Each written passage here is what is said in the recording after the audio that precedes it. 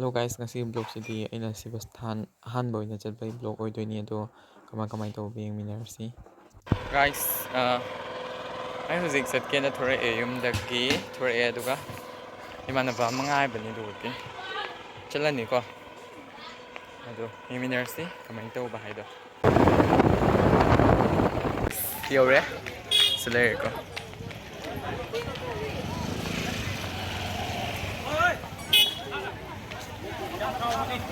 Your destination is on the left.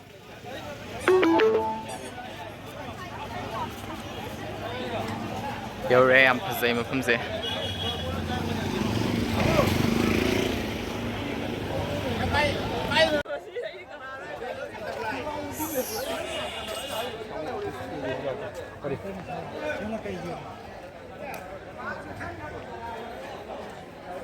Guys, enjoy huzik.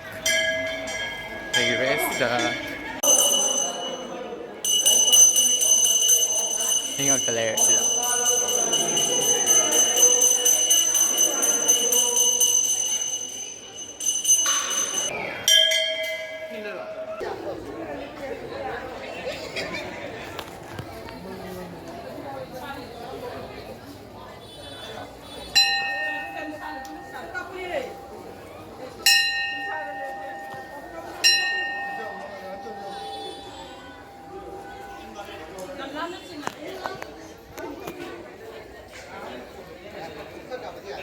Asida mo kanogi kay ha Shivasthan asibu singba sagat pada maruina thodang lobiyam basinggi maming iraga laire ko siga tum memories oina bayang halakpani aduga moigi ming chatushu lai hona ba ine ko adune sida mo pag apa ine ising laibado aduga changu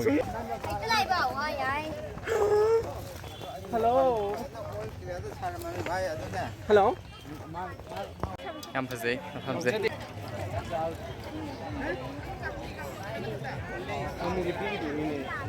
My channel support to viewer. Yamna kino to video nungai bani. yam baga unare ko ngasi aisu thajada lai lakani khalu de ko do yam baga phangnare yam nungai ko kyam pire ga lakpa Kuire ka kuire. do lae phangnare ngasi se aina prank to ba aina prank to ba yam baduni ko do Now support to viewer. ayam bagi channel su support to biramo ai su support to biro yam Support to viewer. ko ki Okay brother, koi ro ba. ka moi park se dai ko yam phazai yam nungai tom se yam phazaba hai tare han sa ko ni phazaba hi guys Oi, kotoi yama birang mune.